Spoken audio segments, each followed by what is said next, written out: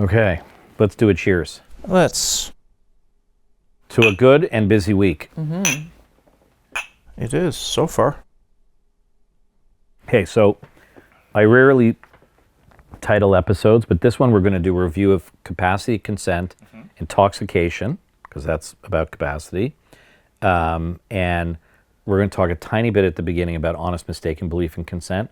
But there's a principle here which is important, because there's a good Court of Appeal decision, JB 2024, ONCA 465, and it highlights something which is important. Mr. Burry, I'm going to do this in a Socratic way. Okay? Socratic? Yeah. So does a trial judge on a jury trial Yes. have an obligation, and frankly, you could even say even if non-jury, but does a trial judge have an obligation to put to a jury all viable defenses where there's an air of reality to the jury, even if defense counsel is not raising a particular defense? Yes, is the answer. Okay, next, just kidding. Can you explain? Well, in this particular case, JB, that we're... No, but it's an overall principle. Well, it's an overall I want to hammer principle. this one down. Yeah, even if the defense doesn't raise it, if it's capable of being put to a jury, a judge has to do so, or to instruct themselves with respect to a possible defense. So it's not just reliant upon What the defense what raises. the defense will raise. Right. Let's talk about this in a couple of ways, which I think is extremely important.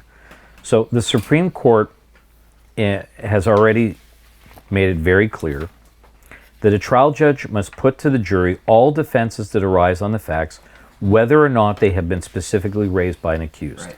Where there is an air of reality to a defense, it should go to the jury.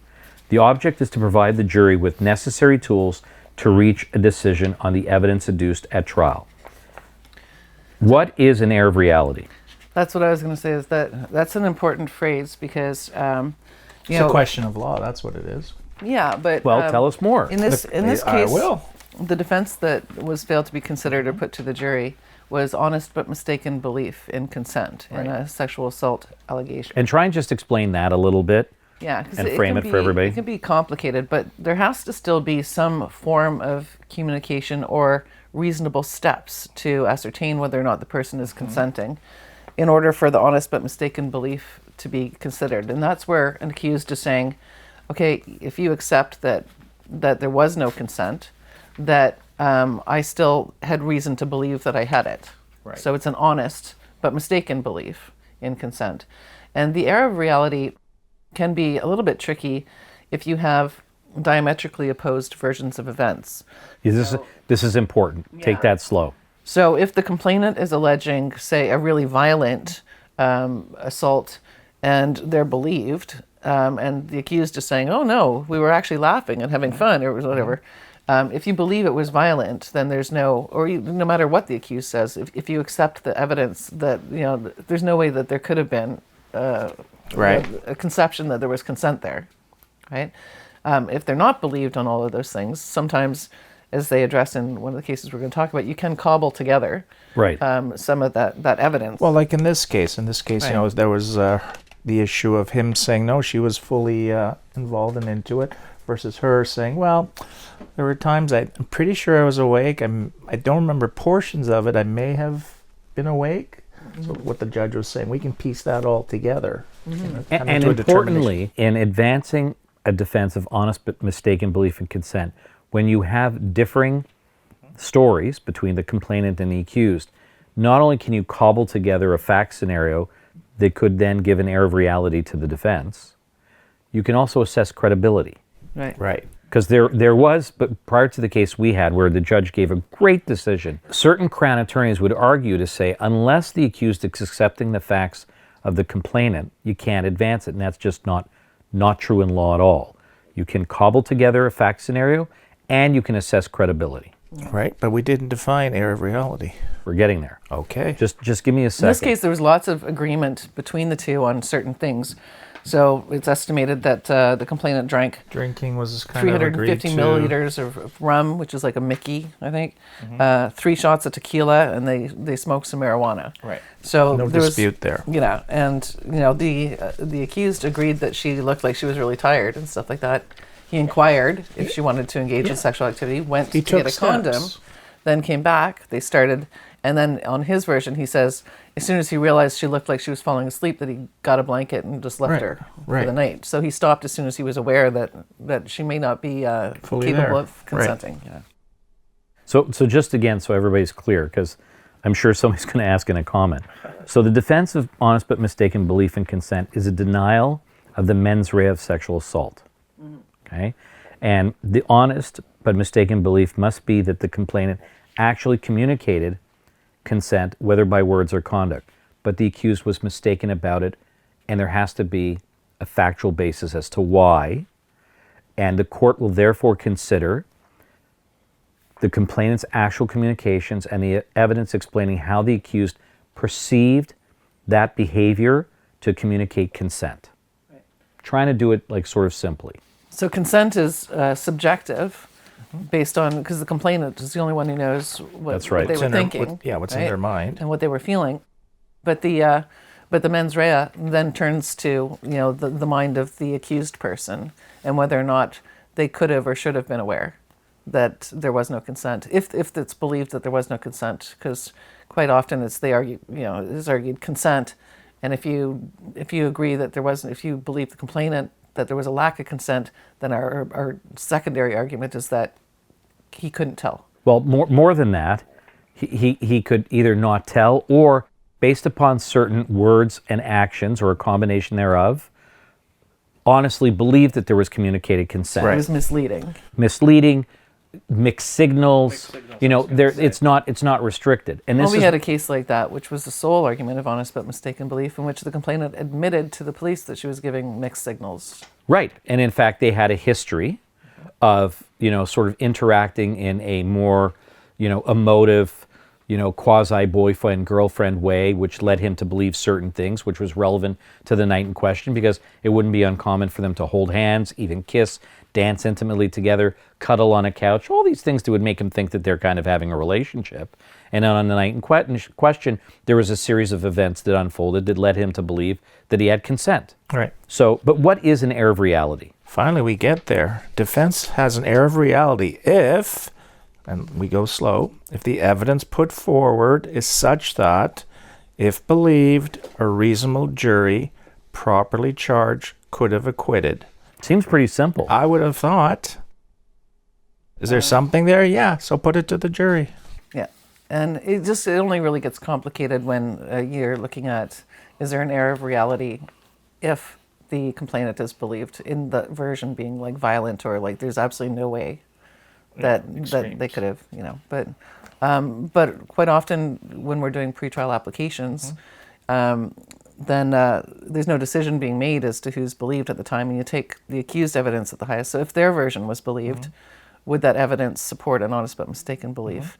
So anyways, we get into a lot of sort of complicated discussions about that in pretrial motions more so. And this is why it leads into our intoxication discussion and sort of a review now of capacity, because it's good to do a refresher on this because it's a common issue with cases. But when you add in intoxication, which a lot of these cases arise out of, makes things complicated. It becomes really complex. And it's very easy for somebody to misconstrue certain behaviors and comments as consent, as troubling as that may be to some people who think, we espouse myths. But it's real. So I thought this was a good find, Diana, as we were going through cases for the newsletter. There's a couple of good Court of Appeal decisions now that sort of reviews capacity.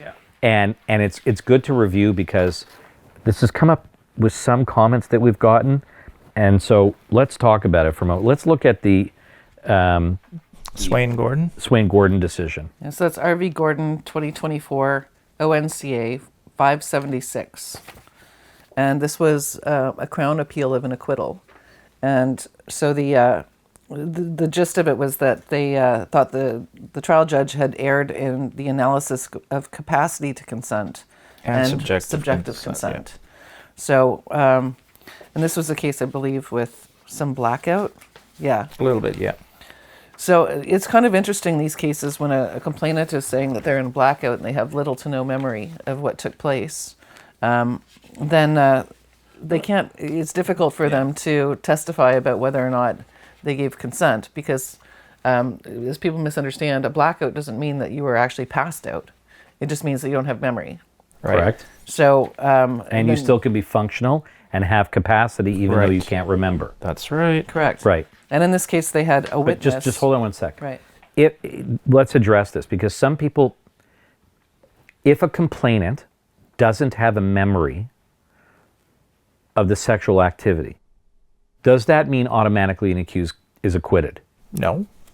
It doesn't It's not a stupid question, not a right? stupid question. Because It's a trick question. No. some might imagine, and we get asked this,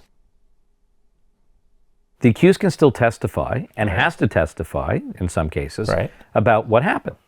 Right. And if the complainant on the other side has no memory, what will the Crown rely on to try and prove their case? Well, they're going to rely on circumstantial evidence and other statements like, I would have never consented to sex with this person because of X, Y, and Z. Right. Right? That's a common Yeah. ploy. Well, and it's interesting because sometimes the Crown does have to rely on, the Other person's evidence, attitude, in advance. But then it opens it up for the defense to cross-examine on other sexual history if they're claiming, I always felt this way or like I never felt this way. Right. And so it can get kind of tricky for the Crown. In fact, we had a case. And it can rely on also myths about whether somebody who would be drunk might otherwise just have sex Right. with somebody they might ordinarily not if Right. if they were sober. Can act differently. We should read out. I really like page 2 how they set out. But we did have a case in Kingston, Yeah. which we Just- pointed just out one to the second. Crown that if they wanted to lead that evidence about her attitudes toward them, that it would open it up. And the Crown actually reconsidered and decided not to. Oh, wow. Yeah, and that's really Yeah. important because I always find this to be a bit of a troubling aspect to say, well, I didn't think he was good looking and I would have never had sex with him. And yet we have witnesses that saw them flirting. Right, Yeah, but it's like, saw her okay, flirting, so yeah. now I get to cross-examine on various aspects of that. Right. And that can raise issues about her predilections when drunk, Right. right? Like it's a stupid thing actually. I don't find it that helpful. I just never did.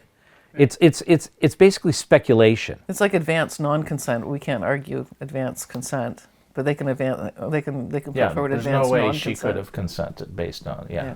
Okay, so Michael, you're getting to a No, point. no. So the Court of Appeal decision in GF is now the leading case on the definition and test for capacity to consent. Michael, take it away, No. page 2. Yeah, I was just saying, I really like how they set out in page 2 the actus reus of sexual assault. So I'll read it slow because No, and then capacity consent. Yes, yes. It's all there. it's all there. And GF is, by the way, 2021 SCC 20, just so people understand what the capacity law Right. is now. And this it's a bit of a read, but I think this is a very important section here. So let's start out with the actus reus, the act of sexual assault, requires the Crown to prove 3 elements: touching, of a sexual nature, and in the absence of consent. The first 2 elements, again, that's the touching of a sexual nature, are objective, right? While the third element, consent, is subjective. So the consent element is only concerned with and this, I'll take it slowly, with the complainant's perspective and state of mind toward the touching at the time it occurred. Capacity to consent, and this is what Joe is referencing, is a precondition to subjective consent. It's getting a bit tricky, but I'll slow it down. To have capacity to consent, a complainant must be capable of understanding 4 things. 1. The physical act. Well, you have to say 2 now. 2. That the act is sexual in nature. 3. The specific identity of the complainant's partner or partners. One would imagine that might be helpful. You think? 4. You'd think that they have the choice to refuse to participate in the sexual activity. So that's it. That's it. But that's a lot. Right. But that's now that's the GF test. Right. That's the law in Canada. Period. End of story. Yeah. Let's talk about certain common things, okay? But she was walking and talking and she texted and she made fun of my fact that my nose was big. And she was able to call Uber. So she called Uber. So of course she was consenting. Diana? Well, so there was a case that came out which made things a little bit difficult in terms of like lowering or raising the bar for capacity. And that's where they said just simply walking and using their phone, walking and talking, using the phone is not sufficient to prove capacity. But in this case, there was the actual, an Uber called, because you're walking into the house, 25 minutes later, walking out to get into an Uber, and that she was able to give directions to an Uber and had an operating mind. Right. There was a lot. Let's pause. So the ability of a complainant to walk, talk, and perform other basic functions is not determinative of the issue of capacity. However, those are relevant circumstantial facts or evidence bearing on the question of whether the complainant had the capacity or the Crown can prove beyond a reasonable doubt that the complainant lacked capacity to understand. Page 4, the trial judge was simply highlighting what he found to be important, relevant, circumstantial evidence that left him with a reasonable doubt about whether the Crown had proven incapacity to consent. So it's important, because that case came out, people got confused. And it's important to say a person's ability to ambulate and function. And sometimes if it's a text, it's like 9 lines that we happen to get in disclosure with good grammar and good punctuation, well-structured paragraph. Right. That's a factor, right? Like even at the best of times, Marcy's always corrected. She's looking at my text going, you're saying not when you're meaning no. Or I'm getting it all wrong, right? Right. So the ability to walk, talk, perform other basic functions, texting, ordering an Uber, etc. These are relevant pieces of circumstantial evidence that may add up. That cumulatively, along with other evidence, can help to rob the Crown of the ability to prove lack of capacity. I think that's the best way to put it, because the Crown has to establish that. Right. Yeah. And if the activity that's being engaged in shows cognitive functioning, that's reasonably good in terms of awareness of the surroundings and awareness of where they want to go, right, then it, as you said, robs the Crown of the burden of proof. So there's a lot, and in these cases, you can elicit evidence from the accused about what the complainant was doing. Hopefully you will have some independent evidence, like maybe there's a text message provided, maybe there's an Uber receipt, maybe there's certain things you can get at to have independent evidence. Certainly having a witness or two who is present prior to the complainant maybe leaving with the accused or somewhere proximate in time to the complainant. All that is really important. CCTV footage, video shows her walking to the respondent's apartment. Yeah, we had a case where the complainant specifically had said that she was so drunk she didn't know where she was going and was led into the condo building and up into the elevator by my client. Right. And the CCTV evidence was the complainant and her girlfriend walking into the condo behind my client and his buddies, like about 4 or 5 feet behind, laughing and joking and on the phone with a bottle of vodka in their hands.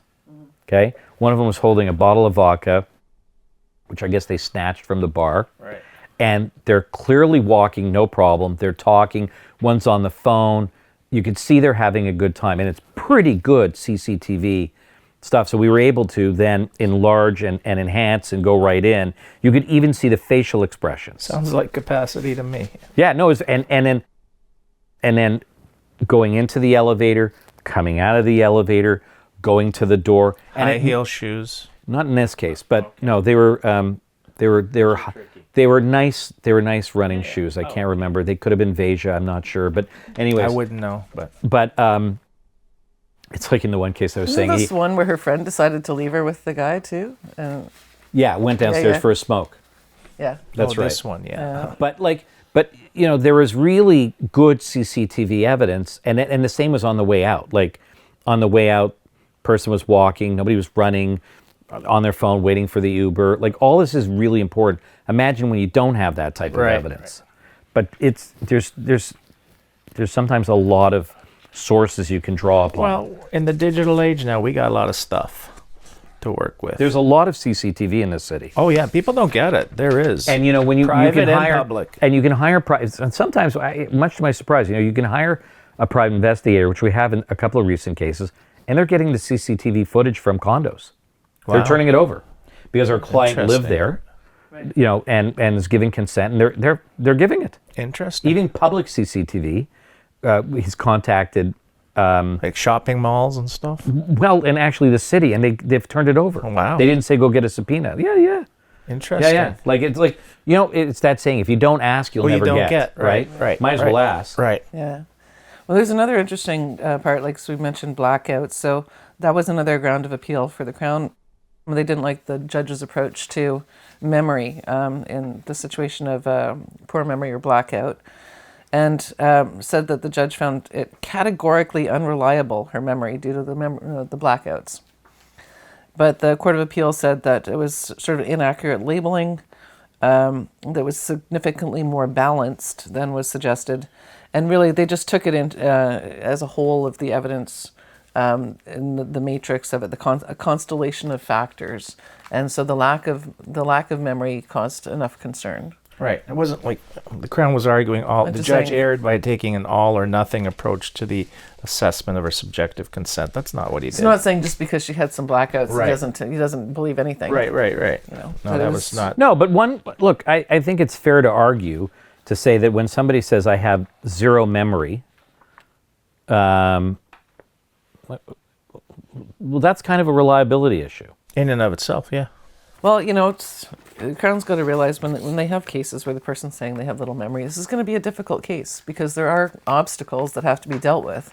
And, it's just, there's a reason for that.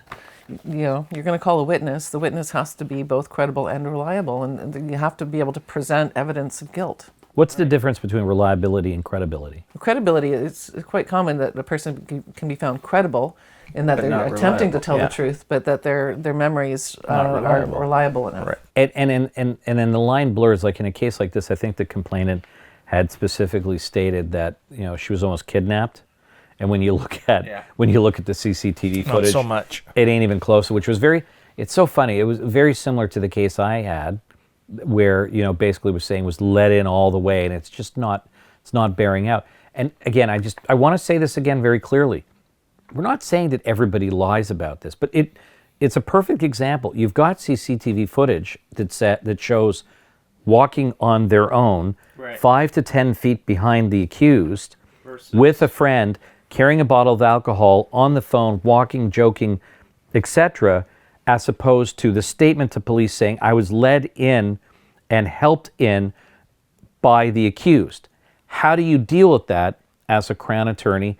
Or how do you deal with that as a complainant, but say, yeah, I misrepresented it? Oops-a-daisy. Yeah, but that oops-a-daisy can result in somebody being convicted and losing their liberty and their life. Not to mention the sex offender registry.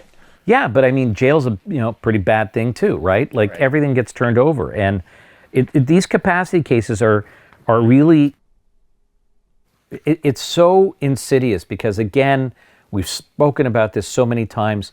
People are taught, if they're drinking, if the complainant is drinking, if it's a female they're drinking, they can't consent, and that's just not the law. No. People don't know that. Well, we've seen this in People don't cases that we've had even recently. And it's like, well, I wouldn't have agreed. Right, They even but said, for- I agreed, but I wouldn't have agreed if I had been completely sober. Right. Well, completely sober is not the standard. It's not even close. Right. You could be hella drunk and still be able to give consent. Yeah, that was a perfect example. We spoke about that before. This poor person was arrested on basically a capacity argument, where the complainant in her own statement had said, "Yeah, but I wouldn't have consented if I wasn't if I was completely sober." And there's only supposed to be like one drink of wine and one drink of whiskey. There's some drink of whiskey and a drink of Coke. wine, Yeah. and then there was actually some messaging also that we had where we reviewed this actually in a previous podcast, but it's just so awful. Yeah, I said sure. But I didn't really want to. I didn't really want to, I didn't mean sure. and I wouldn't have if you hadn't made me drink. And they're arrested. And God bless the Crown, after our motion, said, "F it, I'm pulling this." Yeah. Wow. But that's how far it got. It's not that hard So to get that capacity far. is really something that needs to be scrutinized very carefully. And again, like, God, at the charging phase, it's like, you've got to be aware when people come to you and say, I was basically kidnapped. Like, go pull the CCTV stuff. Go look at it. Do some investigation. Like, that's not hard, No. Yeah. There's another good case, right? There's the Ferry decision that's along our lines that I think we got to review. Well, and I really like the summary, like the very thorough summary. I know you paperclipped it. Everything. And it's from a very consent. from a very pretty part of really is. Canada, New Brunswick. Brunswick Maritimes. Court of Appeal. But they specifically deal with capacity to consent and whether or not the trial judge had assessed it. This was a conviction appeal, which was not successful because they found the judge had, considered everything properly. But yes, it's RV Ferry, like you would think it'd be spelled. How would you think it to be spelled, Diana? 2024 NBCA 92. That's the citation that you'd find on Canley. And so capacity to consent was one of the main grounds. And they started off by going back to GF, which we've already covered. Yeah, we covered that in the other case. And how they summarized it. And the operating mind thing with those 4 factors, right? And I'm just trying to catch up. I think this is smaller print. I know, yeah. Do you want to take over? No, my eyes are as bad as You've got yours. highlighting on yours. Here, it's yellow for you. Please stand by. We're dealing with some technical... So I just want to read this because, You've got it written down. let me just take this on because there's a paragraph Because that's... you can actually see the letters on the page. Yeah.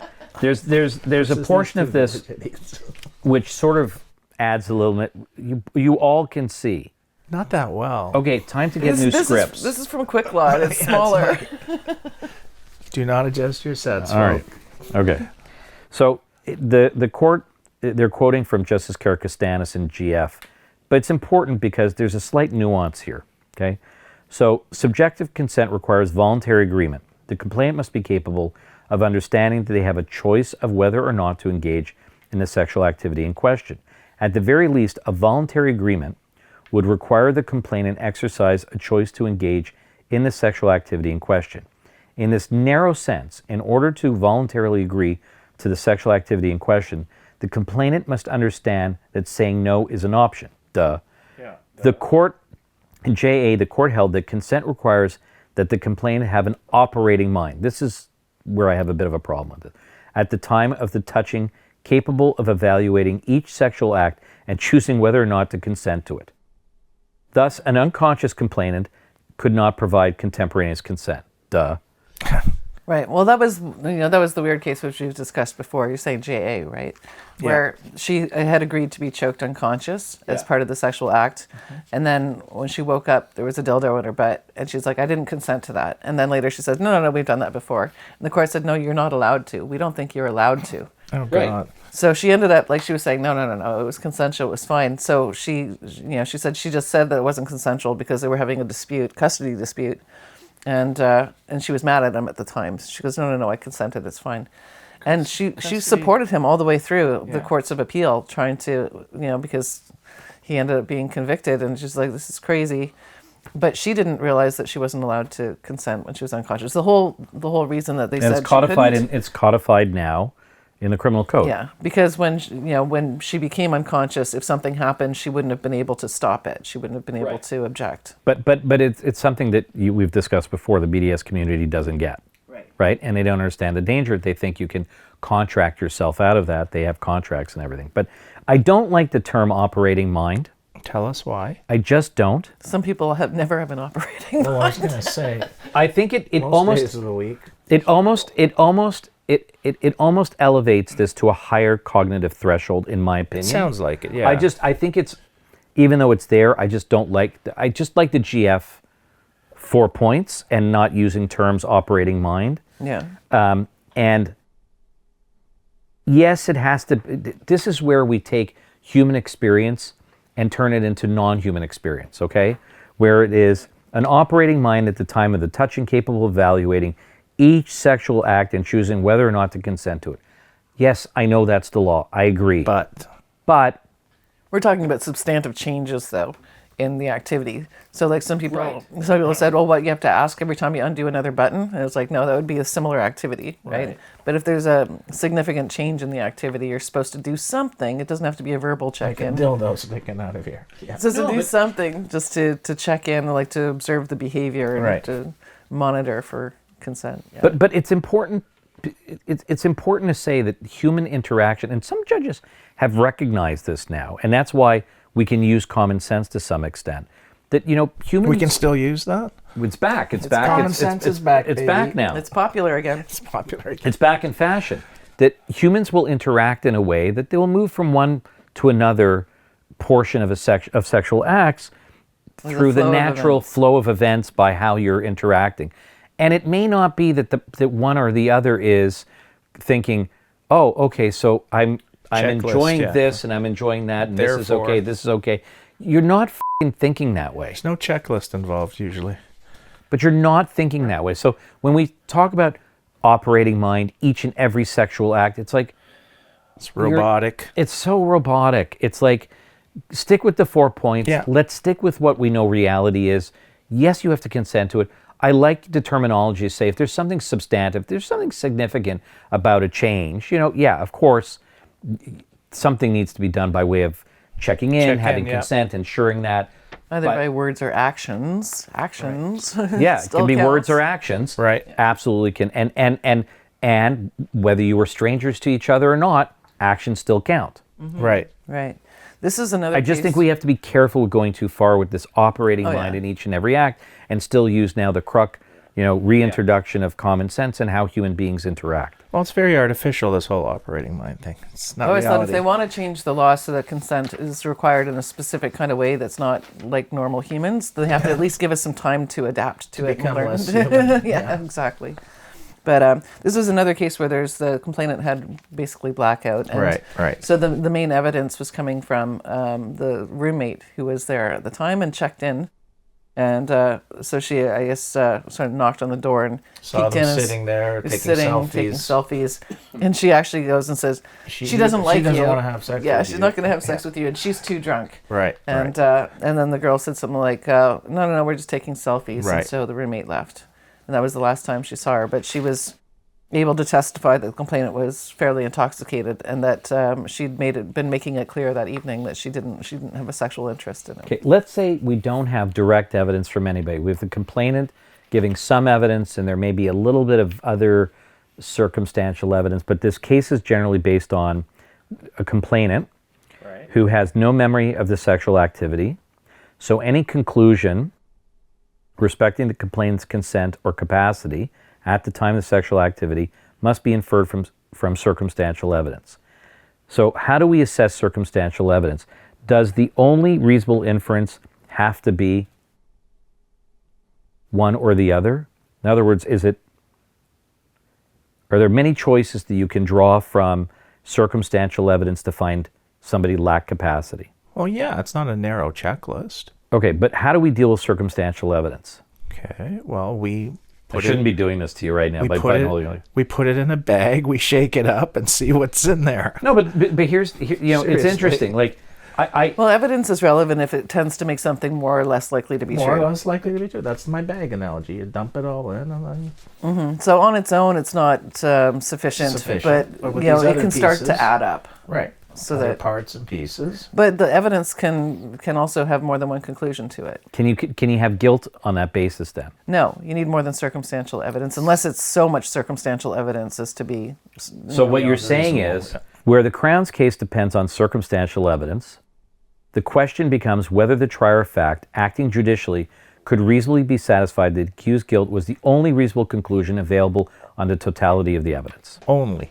Right. On the totality. Right. Yeah. No alternate explanations. But I think it would be fairly rare to have like one piece of circumstantial evidence be sufficient. But it can add up. Yeah. Hence the need for the bag. Mm-hmm. Circumstantial evidence. This isn't an easy area to get when you're dealing with circumstantial evidence. No, it isn't. The governing principle, Where are you now? I'm on paragraph 24. page 5. It's really important because when you try and explain these things, sometimes it's a bit of an issue. The governing principle is that the court notes circumstantial evidence does not have to totally exclude other conceivable inferences. You were alluding to that. Yeah. And that a verdict is not unreasonable simply because the alternatives do not raise a reasonable doubt in the jury's mind. Most importantly, it is still fundamentally for the trier of fact to decide if any proposed alternative ways of looking at the case is reasonable enough to raise a reasonable doubt. Right. So, in essence, I think it's if you can show that there's alternative inferences that are reasonably drawn from the circumstantial evidence that detracts from the Crown's case, you can raise a reasonable doubt. Mm-hmm. And circumstantial evidence has to be so compelling that really, to convict, it's the only reasonable inference to draw from those facts. So I'm trying to think of a good example. Like if you had a text message where somebody says, sorry, right, but it doesn't have enough context to it, then the complainant could say, I got this message saying sorry because he knows he sexually assaulted me, or the accused could say, well, no, I sent sorry because I tripped her when she was leaving the house by accident. So there's more than there's not enough context to it, that short text. It's too ambiguous, right? So circumstantially, it could support that he was apologizing for an assault, but it could also go I took towards her phone charger. Could be a lot of things. Sorry, I took your phone charger. So you have to have the circumstantial evidence has to gain enough weight in combination as a whole of all the evidence, but it's not direct evidence of anything. No, we're purely talking about a circumstantial evidence case where a complainant has zero recollection of the sexual activity in question. And so to prove guilt, the judge is relying solely on circumstantial evidence as proffered by the Crown, and the Crown is trying to establish proof beyond a reasonable doubt, either lack of capacity or what have you. And there is very sound precedent and case law to suggest, again, of course, you can't have alternative explanations of the evidence based on speculation. There has to be some reasonable basis to it. Which can be testimony. Absolutely. But if there are reasonable inferences other than guilt, the Crown's evidence does not meet the standard of proof beyond a reasonable doubt. That is the law. Period. I just thought to point out, too, there's a difference between circumstantial evidence and collateral evidence. Because sometimes we have people that think they've got tons of evidence for us, but they're all side issues, right? What somebody was doing a year earlier, right? Collateral evidence is irrelevant evidence. Irrelevant evidence. That's it's something to do with the complainant and me and in the person's mind, be relevant to their defense, but in the end it's no, that's not relevant to the actual issues at trial. Right. But this is the unique set of facts where you have a complainant who's coming before the court and says, I have zero memory, of the sexual activity. But again, what may be proffered is evidence to say, I was not attracted to him, I had a boyfriend, I would never consent because I was on my period. My friend saw us taking selfies and I said no. Any number of things that they'll try and get out as circumstantial evidence to try and establish why is so dangerous that you have to be very careful when the Crown's case solely relies on circumstantial evidence in a situation where it's a capacity case and there's no memory. Mm-hmm. And in this case, the roommate could testify about the interactions and her saying this, she doesn't want to have sex with you because it was a thing that she was seeing and observing, and she was it's not something the complainant told her later, which would be hearsay, or told her at some other time. This was actually part of the events that took place on the night in question. But like the trial judge said, the evidence of her roommate was credible and believable and reliable. However, her evidence was mostly in relation to the timeline, her observation of the evening, and the complainant's conditions of impairment. Nothing in her evidence provided assistance to the incident itself. Right. Right. So, she could testify about certain things because she was there seeing and hearing things, but it's the limitation on what it can be used exactly. for. Well, but think about the gap in time, too. Right. You can have people at a party. Right. They're at a party, and the accused and the complainant leaves at midnight. Right. So there's testimony from various people up until close to 11:59 p.m. Right. But then after that, at some point, maybe 1 a.m., 2 a.m., or 3 a.m. is the sexual activity. Well, that evidence has only so much relevance. Right. Mm-hmm. Because precise point in time. It's at a precise point in time that's not directly relevant to what happened 2 or 3 hours later. Yeah, so it's, it's an interesting case in terms of reviewing all of these types of details, and it's kind of helpful to go through it because people really misunderstand, what's admissible and what isn't, and the weight that can be put on certain kinds of evidence. Well, somebody had called in and was asking about a scenario like this, and had said, well, the person has no memory of it whatsoever, so how can I ever be convicted? And I'm like, well, don't take that for granted. Right.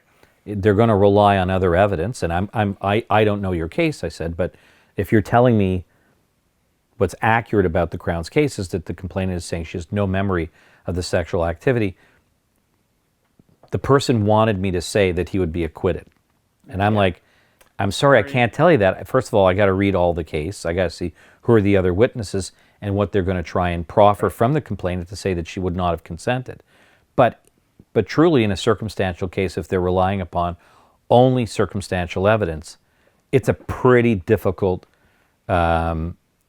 high threshold of beyond a reasonable doubt on circumstantial evidence to get to. And it's worthwhile, as you said, the refresher, because these cases do pop up. Crazy stuff happens. And sometimes, depending upon where you are running your trial, you got to be careful and you got to be pinning down the law very clearly with the judges so they understand what is permissible and what's not. Right. Are we tired? We're I think I've exhausted both of you. Yeah, I think I'm like, huh? I'm just trying to, Started I with went that through these Plato's earlier, thing, and then or it's Socratic been a little thing. bit, so I'm just trying to, I should have used my highlighter, and then I would have, No, able to this find was really stuff. good. This was really good about this particular example. But it ties, these are all very recent decisions, Yes. July, August 2024. But I think it's a good refresher. And I just thought it was interesting because I had a couple of these intakes. Because I wasn't able to say, yeah, no problem. The person never called back. Yeah, I'll win your case. Don't worry. Yeah, we do not do that. No, we don't. It's like if I had a crystal ball, my friend, I would pick the lottery ticket and I'd be on a boat I somewhere. tell them you want a guarantee, buy a Maytag. Do they sell them now? I don't know. Bosch, Miele. I Doesn't don't know. Whirlpool own Maytag? I think you Something can get a like it. Whirlpool. And still get a guarantee, though. I know, but mine broke. Oh, no. Yeah, I had a Whirlpool a while Really? ago. Yeah. Although my LG is doing pretty good. Yeah. I love my LG, but it's okay. Boys in their dishwashers. Anyways, I think I just it's very important what you say when people call in. We Yeah. can't give guarantees, and, No, God, and no. you should And going- never yeah. no Yeah. self-respect. going through this stuff No. really helps people to understand what's helpful for us to construct a defense too, and understanding the case against them and the seriousness of the case against them, how complicated the law is on all these things. But it's all that just keeps on getting relitigated. You'd think it'd be a settled area of No, but law. it's a perfect. These cases are perfect. They just keep These are going 3 and going. cases on capacity. Yeah, you would have thought. Court of Appeal level. Yeah. Okay. In 2024, Right. where you think it would be pretty obvious Settled to law, get yeah. this right, Right. Yeah. right? Yeah, right. So one was appealing in a conviction, one was appealing an acquittal. I Acquittal. forgot what the other one was. Why are we here? But it's like this is a perfect example of how courts either get it right or get it wrong, but And we still, still struggle with right. these issues. So that's why it's so important to pin this down and make sure you understand it clearly and clients understand it and what's relevant evidence. And there can be, when you take a file at its infancy, you've got to act quickly to try and source out some material that can be really helpful to that defense. Right. On that note, On that Yeah. note, pillow talk time, Dana. All right. You're so good at it. Please do not forget to like, comment, subscribe, share, and hit notifications. Actually. Oh That's boy, a good one BJ's add not in. going to be impressed. oh, that doesn't matter. And know. coming soon. What am I supposed to do? Okay, BJ Coming knows. soon, what we Coming hinted on soon. X was that Oh, yeah. we're going to talk soon about how Immigration Oh, Canada can, in certain charges, take away passports of Canadian citizens. Don't And we're get going to me have a guest started. coming. Yeah, don't get me But we've started got a on- couple other ones coming up, which are interesting because we've just started seeing these letters go out more and more Yeah. now. And it's like, Dear sir, your passport's being revoked. Huh? I'm a Canadian citizen. right. I haven't been found guilty of Yeah, anything. and some people have said, like, how can this happen? I'm like, well, yeah, it can happen. Welcome so to it's something Canada. we're going to have to, we're going to raise at a later show coming soon. Good night, everybody. Thank you very much for watching and sending in the comments and the questions. Have a good night. Have a good night. Night.